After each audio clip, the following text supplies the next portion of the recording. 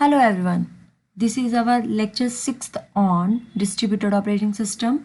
In previous lecture we covered introduction to communication, types of communication, after that interprocess communication, models of communication.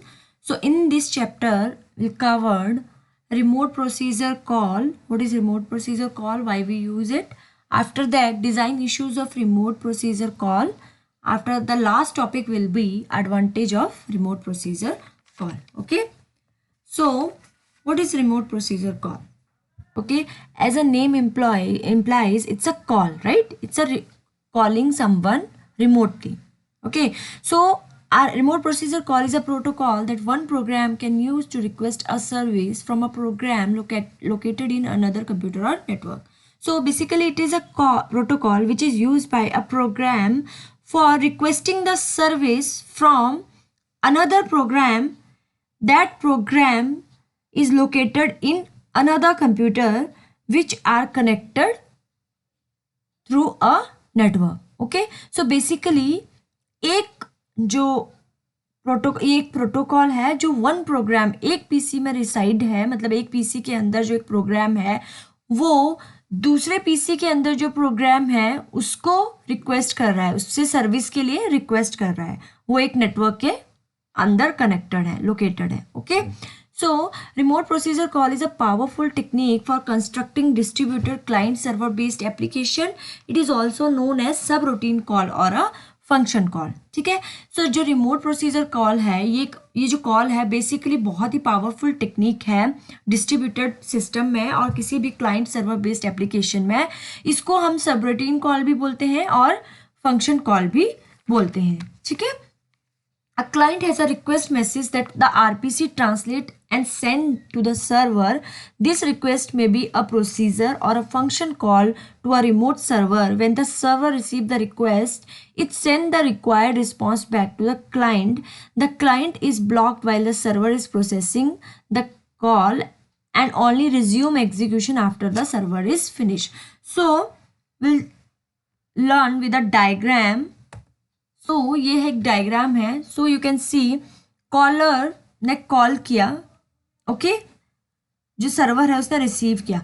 तो collar ने एक procedure call किया जो server है उसको. ये कॉलर हो गया and this is callee. Caller कौन सा हो गया? Caller is a client process and callee is a server process, right.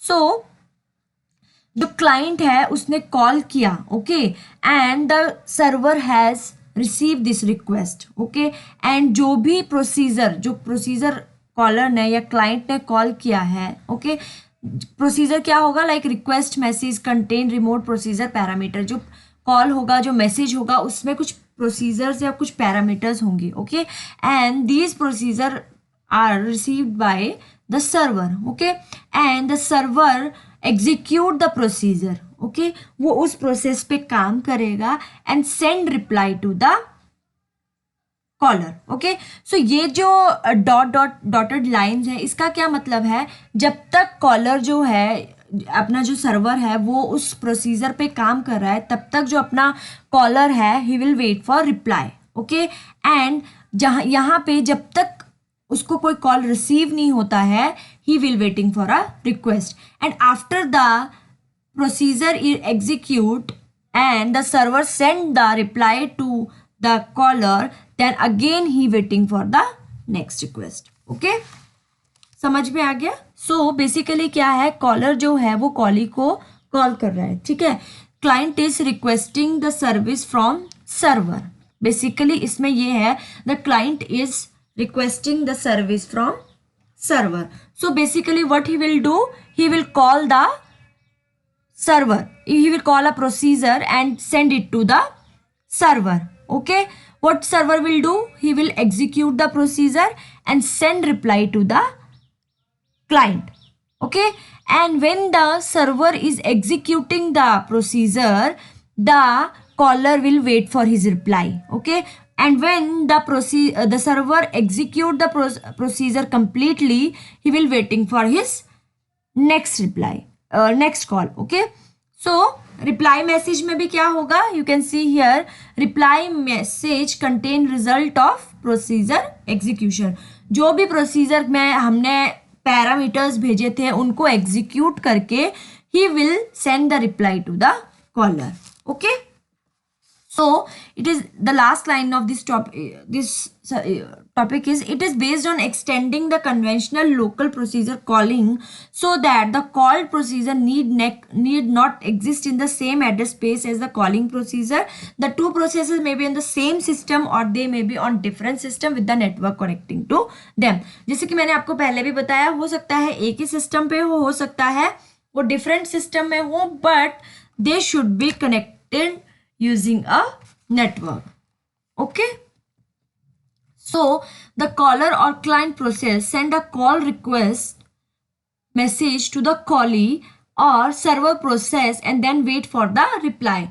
The request message consists of remote procedure parameter. ठीक है, जो हमने देखा यहाँ पे ये जो कॉल प्रोसीजर गया है, रिक्वेस्ट मैसेज गया है, it contain the procedure parameter. ये कुछ पैरामीटर्स कंटेन करेगा. ओके, ठीक है, जो जिस पैरामीटर्स पे हमारा जो सर्वर है he will work. Okay, on receiving the message the server process execute the procedure and return a result in a reply message and is sent to the client process. Okay, जब उसको server को when the server get the message he will execute the procedure and return a result in a reply message that is sent to a client process. Okay, and the reply message contain the executed that parameters. Okay, when the client receive the reply message the result of the execution is extracted and the caller execution is resumed. Okay, जब client को अपना reply message मिल जाएगा उसका जो execution का result है वो extract कर लेगा एंड अपना जो एग्जीक्यूशन है उसको वो रिज्यूम करेगा. ओके, तो जो वर्किंग है आरपीसी की, जो आप आर्किटेक्चर बोल सकते हो, वो इस टाइप का है. ठीक है, इसमें क्या होगा, there is a two machines, client machine and server machine. Okay, if client want to request any service from server then client machine क्या करेगी, कॉल करेगी. ठीक है, firstly what client machine will do, he will call. Okay, so call करने के बाद क्या होगा, जो क्लाइंट स्टब है उसके पास मैसेज जाएगा. ठीक है, जो क्लाइंट स्टब है बेसिकली वो क्या करेगा, जो मैसेज है उसको पैक करेगा. पैक क्या करेगा, जो रिसीवर की इंफॉर्मेशन है, उसके कुछ पैरामीटर्स हैं, उसकी कोई डेस्टिनेशन आईडी है, everything is packed here by client stub. Okay, after that when the message is packed the message is sent to rpc runtime. Okay, so rpc runtime क्या काम करता है, basically what rpc runtime do, basically it do the transmission of packet in the network. So when rpc receive this packet it will send it to the server rpc runtime. Okay, when it receive the packet from client machine rpc runtime transmit this packet to server stub. Now what server stub will do, server stub will unpack the packet. वो सब देखेगा कि किसके लिए packet आया है, क्या उसका डेस्टिनेशन आईडी है, everything is unpacked here and he set that call to server. Okay, after that what server will do, server will execute the packet, it will execute the procedure and return that packet to server stub. Okay, then what server stub will do, it will pack again the message with the client destination id and everything like parameters, destination, everything is packed here and stub will return the packet to rpc runtime. So this is the server's rpc runtime. Okay, then rpc runtime, what rpc runtime will do, it will send back the packet to receiver client's rpc runtime, right? It's a result packet. Okay, so what rpc runtime will do, it will return the packet to client sub. Now client stub unpack that packet and it will check the packet id, the packet destination, everything it will check by the client stub and return the the packet to client. Okay, understood?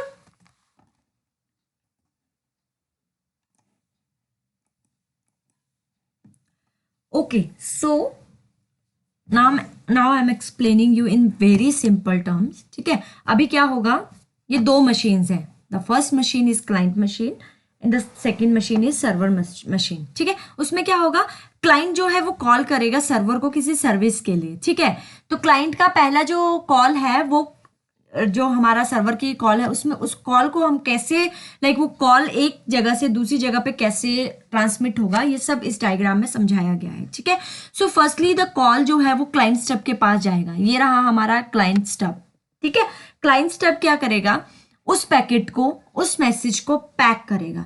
Pack क्या करेगा, server का उसका destination ID, कोई parameters हैं जो हमें exactly service चाहिए, वो सारा जो इंफॉर्मेशन है वो यहाँ पे हमारे पैक होगा, ठीक है। फिर आता है RPC run time. RPC run time basically क्या काम करता है इस प्रोसीजर में, इसमें वो क्या काम करेगा, it will basically transmit the packet to the network.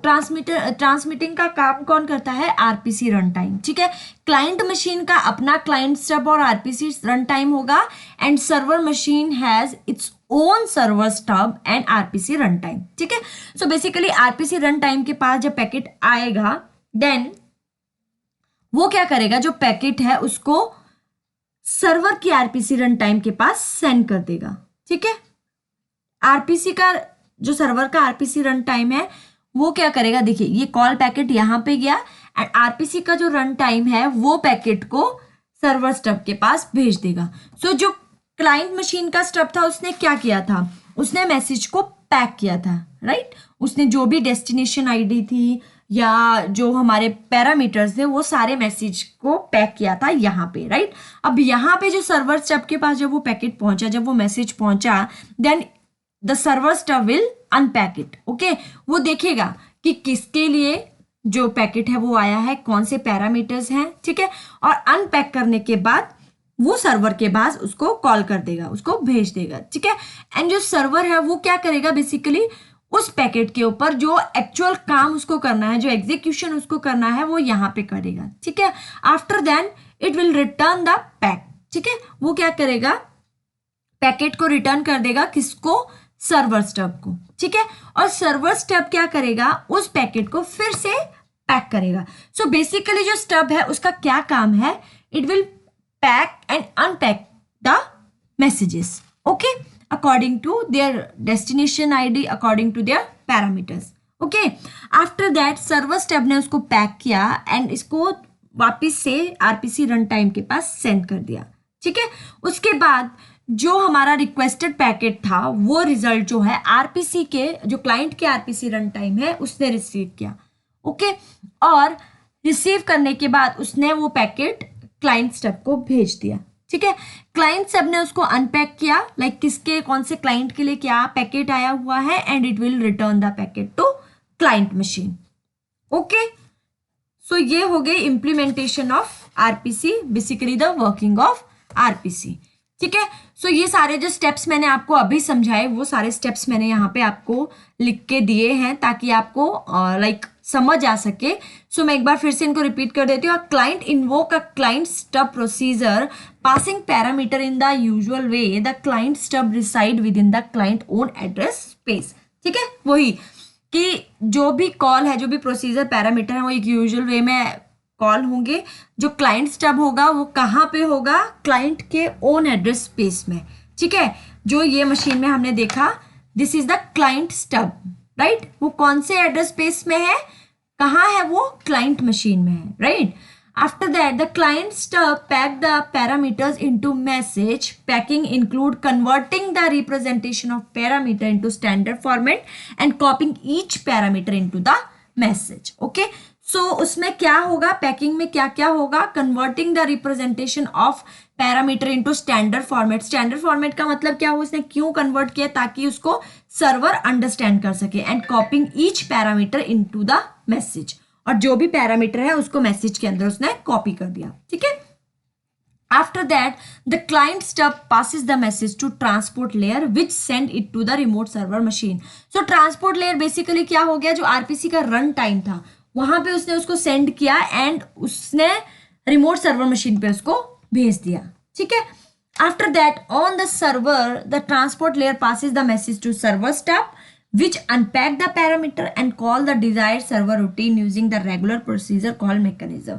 Server size पे क्या हुआ था, ये आरपीसी रन टाइम, ये लेयर जो है इसने क्या किया, अगेन जो पैकेट है उसको रिमोटली उसके सर्वर स्टेप के पास भेज दिया, जो सर्वर स्टेप था उसके पास भेज दिया बाय अ नॉर्मल प्रोसीजर और by a call return, right, उसमें क्या होगा, after that when the server procedure complete, जब उसका सर्वर के पास वो पैकेट मिल गया, when the server procedure complete it return to the server step, जब उसने जो सर्वर है उसने उस प्रोसीजर को एग्जीक्यूट कर लिया, सारा काम उसका फिनिश हो गया, then it will return to the server step. Okay, so वो एक नॉर्मल प्रोसीजर भी हो सकती है और कॉल भी हो सकती है, ठीक है.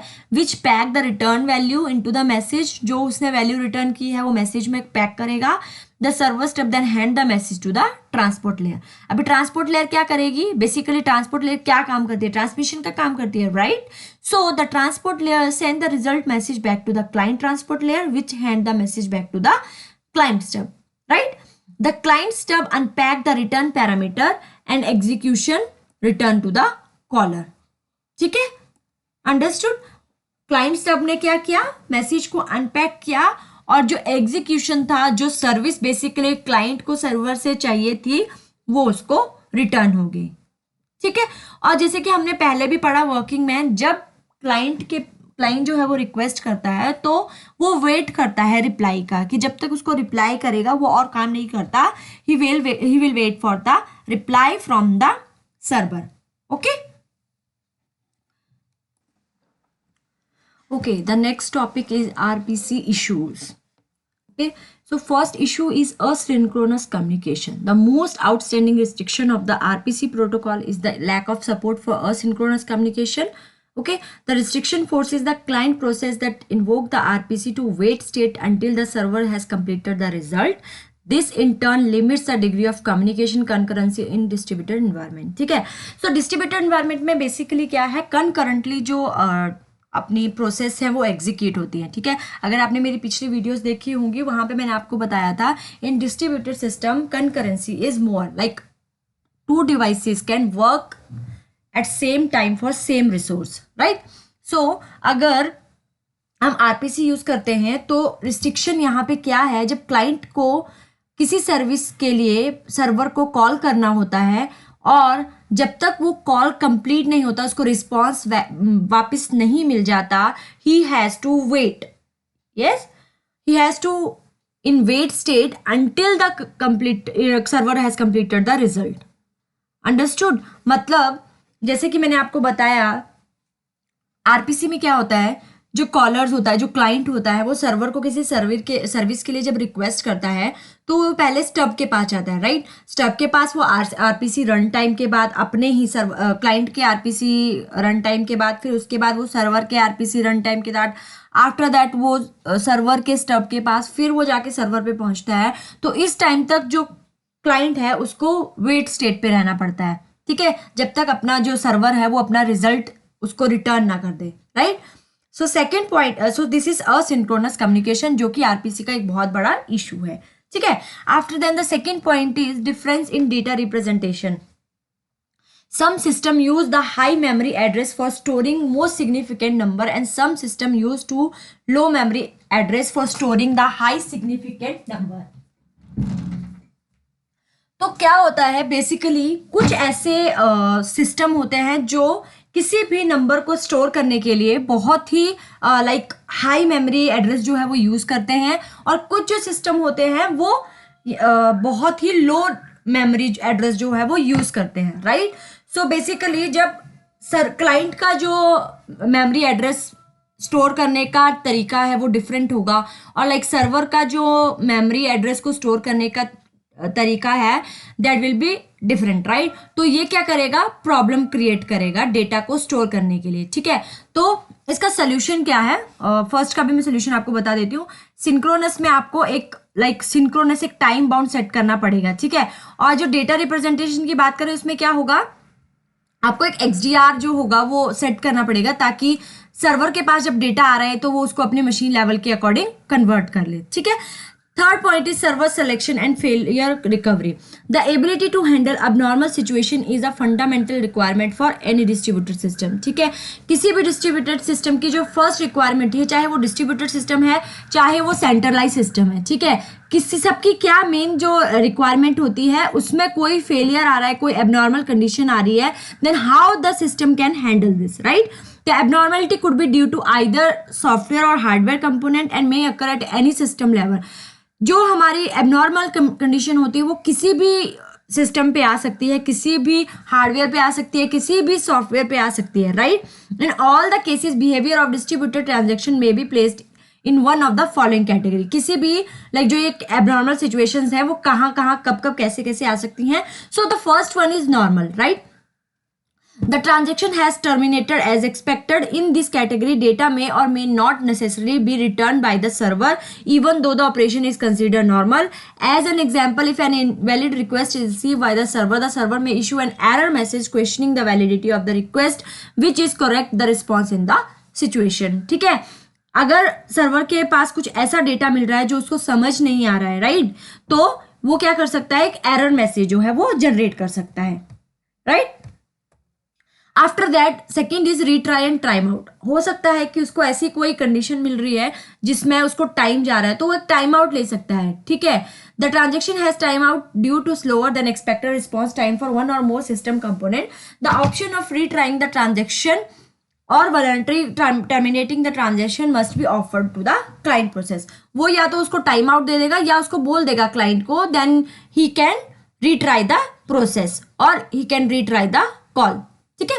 After that third point is reconnection. The transaction has abnormally terminated due to unavailability of failure or one or more of the system components such as network connection, server or database. The system should automatically attempt to complete the transaction by alternative route. हो सकता है that our server get failed, our network get failed, कुछ भी problem आ सकती है, right. Database में कुछ नहीं मिल रहा है, उसको कोई क्वेरी जो है वो जनरेट नहीं कर पा रहा है, then the system should attempt to complete the transaction. तो सिस्टम को कुछ अल्टरनेट वे भी रखने चाहिए ताकि वो जो ट्रांजेक्शन है वो किसी अल्टरनेट वे के थ्रू कंप्लीट हो सके, ठीक है। हार्ड फेल क्या होता है, the system has to fail to complete the distributed transaction and will not allow any further attempt unlike the reconnect case the alternative route. This is usually the case when the system detect a crucial component of the final destination is not available regardless of the traverse route. तो कोई अगर बहुत ही major problem आ गया, like network जो है वो बहुत time के लिए हमारा बंद होने वाला है, या कोई जो सिस्टम है वो ही बिल्कुल क्रैश हो चुका है, कोई डेटा नहीं बचा है, तो हमें क्या करना होगा, एक हार्ड फेल देना होगा कि लाइक अभी कुछ नहीं हो सकता, आपको पैकेट रिटर्न में नहीं मिल सकता, या जो प्रोसेस है वो जो कॉल है वो नहीं बन सकती है, ठीक है। The RPC protocol does not support any of the above cases, the exception of the normal cases. For the further cases RPC inform the client of the status, the client process may choose to invoke new RPC client. तो RPC क्या करता है, client को inform कर देता है। वो क्या करता है, द क्लाइंट प्रोसेस में वो बोलता है क्लाइंट को कि या तो आप कोई न्यू आरपीसी कॉल इन्वोक कर दीजिए, या तो ट्रांजेक्शन को किसी और मैनुअली रूट के थ्रू कंप्लीट कर लीजिए, ठीक है। After that message queuing. Message queuing में क्या होगा, लाइक क्लाइंट को सर्वर के साथ एक सर्विस चाहिए, ठीक है। In distributed service concurrent delivery of data and message essential regardless of underline, ठीक है। डिस्ट्रीब्यूटेड सिस्टम का मेन क्या, जैसे कि हम लोगों ने फर्स्ट जो इशू है उसमें भी पढ़ा था, that in distributed system concurrency is more, right, means two processes or two system can use a resource at the same time, right? तो अगर हम लोग आरपीसी यूज कर रहे हैं तो हो सकता है कि मैसेज क्यूइंग कैसे हो जाएगी, पहले कोई भी एक क्लाइंट है, for example a client want to access to services at the same time, right. तो उसमें क्या होगा, पहले वो अपनी पहली रिक्वेस्ट भेजेगा, राइट। आफ्टर दैट वो पूरा प्रोसेस फिर से होगा, server will respond back after the stubs and RPC run time can do their work, right. तो उससे क्या होगा कि जो पहला मैसेज है उसी में इतना टाइम जाएगा क्योंकि तब तक जो हमारा क्लाइंट है he is in waiting state, right. तो सेकेंड सर्विस के लिए उसे पहले फर्स्ट वेट जो अपनी सर्विस है उसको कंप्लीट होने के लिए टाइम चाहिए, राइट? तब तक वो वेटिंग स्टेट पे है। जब तक उसका फर्स्ट जो स्टेट है वो कंप्लीट नहीं होगा तब तक वो अपनी जो सेकंड कॉल है वो नहीं कर सकता, राइट? सो इससे क्या होगा, जो मैसेज क्यूइंग है वो ज्यादा हो जाएगी, ठीक है। Last third point is performance. So performance कैसे डिक्रीज हो रही है, क्योंकि क्लाइंट को वेट करना पड़ रहा है। जहां पे दैट वेट वर्ड इज कम, वहां पे मतलब परफॉर्मेंस थोड़ा सा कम तो होगा ही, क्योंकि जब तक, अगर जैसे पिछले मैसेज क्यूइंग में हमने आपको बताया कि 2 सर्विसेज एक क्लाइंट को एक्सेस करनी है, तो उससे पहले फर्स्ट वन को कंप्लीट करना पड़ेगा, after that he will complete his second service, right, और सेकंड कॉल, राइट? तो उससे क्या होगा, द परफॉर्मेंस विल डिक्रीज, ठीक है। Next is binding. How does the client know how who to call and where the service reside, ठीक है। The most flexible solution to use dynamic binding. इस solution के लिए हमें क्या करना पड़ता है, डायनेमिक बाइंडिंग यूज करनी पड़ती है। And find the server at run time when the RPC is first made. The first time the client stub is invoked, it contact a name server to determine the transfer address and the which service it resides, ठीक है। उसको पहले ही सारा पता होना चाहिए कि कौन सा सर्वर है, कौन सा ट्रांसपोर्ट एड्रेस है, कहाँ पे सर्वर रिसाइड करता है। उससे क्या होगा कि क्लाइंट को पहले ही नॉलेज हो जाएगी कि वो किसको कॉल करने वाला है and where the service reside, ठीक है। Binding has 2 parts, first one is naming, second one is locating, ठीक है। अगर उसको पता चल गया कि ये सर्विस उसको यहाँ पे मिलेगी और उसको लोकेशन का भी आइडिया आ गया that this service is in that server, तो वो वहां से डायरेक्टली उसको कॉल कर सकता है, ठीक है। The call semantics associated with it is mainly classified as following choices. 3 choices होंगी, हमने वो सेकंड टॉपिक में भी पढ़ी थी। Retry request message, whether to retry sending a request message when a server has to failed और didn't receive the message. हो सकता है कि आपकी जो सर्वर है उसने आपकी कॉल को रिसीव नहीं किया, या जो सर्वर है वो हमारा फेल हो गया, तो आपको क्या करना है, retry the request message. You should retry the request message, okay. After that second point is duplicate filtering, remove the duplicate server request। अगर हो सकता है आपने एक बार रिक्वेस्ट किया हो, फिर से रिक्वेस्ट किया हो, फिर से रिक्वेस्ट किया हो, तो आपको क्या करना है, जो डुप्लीकेट रिक्वेस्ट बनी है उनको रिमूव करना है, ठीक है। After that retransmission of the result to recent lost message without reexecuting the operation at the server side, ठीक है। रीट्रांसमिशन करनी है आपको। अगर कोई मैसेज लॉस्ट हो गया है, आपने भेजा था और वो मैसेज आप तक नहीं पहुंचा है, then you should to retransmission of the result, okay. Next topic is advantages of remote procedure call, okay. RPC method help client to communicate with server via conventional user procedure calls in high level language, ठीक है। अगर server को that client want to communicate with server, he can use the conventional use of procedure call in high level language, ठीक है। After that remote procedure call support process orientation and thread orientation model, okay. Next point is the internal message passing mechanism of RPC is hidden from the user, okay। जो ये diagram हमने देखी थी, this diagram आप ये भी ले सकते हैं और this one you can take. So इस डायग्राम में हमने क्या देखा था, क्लाइंट ने कॉल किया, उसको नहीं पता कि अंदर क्या चल रहा है, जस्ट उसने अपना कॉल किया है, सर्वर ने अपना कॉल जो है, जो भी उसका काम था, एग्जीक्यूशन है, and the result send back to the client, ठीक है। सेम चीज यहाँ पे लिखी गई है, ये लाइन में हमें बोली गई है that the internal message passing mechanism of RPC hidden from user. User को नहीं आइडिया कि वो जस्ट कॉल कर रहा है सर्विस के लिए, right. He didn't know about the internal message passing mechanism of the RPC, ठीक है। With RPC code rewriting redevelopment effort is minimize, ठीक है। आपको बार बार लिखने की जरूरत नहीं है, आप एक बार सर्विस को कॉल करेंगे एंड जो कॉल्स हैं वो रीट्राई होती रहेंगी और बार बार लाइक आपको उसको लिखने की जरूरत नहीं पड़ेगी, ठीक है। Remote procedure call can be use in distributed environment as well as local environment. जो रिमोट RPC है उसको हम डिस्ट्रीब्यूटेड एनवायरनमेंट में भी यूज कर सकते हैं, एंड जो लोकल एनवायरनमेंट होते हैं, जो अदर सिस्टम्स होते हैं, उनमें भी आप यूज कर सकते हैं, ठीक है। After that process oriented and thread oriented model supported by the RPC। ये दोनों मॉडल जो है वो RPC जो है वो सपोर्ट करता है, ठीक है। After that the last point is RPC method is model on the local procedure call, but the called procedure is most likely to be executed in different process and usually on different computer, ठीक है। आप RPC के through basically क्या कर सकते हो, किसी और सिस्टम को कॉल कर सकते हो, राइट। फर्स्ट जो हमने डेफिनेशन पढ़ा था आरपीसी का, what was the definition is RPC is a protocol which is used by program for requesting the services from another program. This another program are located in another computer which are connected by a network. Okay, so two computers are connected by one network. So one computer is using this RPC protocol for requesting the services from another program which is residing in another PC. Okay, so we can call RPC as a function call or subroutine call. Basically it is used in client server systems. ठीक है।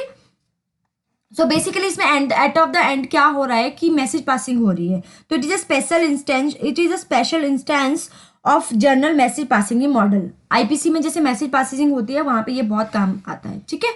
After that this advantages of the remote procedure call. The remote procedure call is concept that can be implemented in different way, it is not a standard, ठीक है।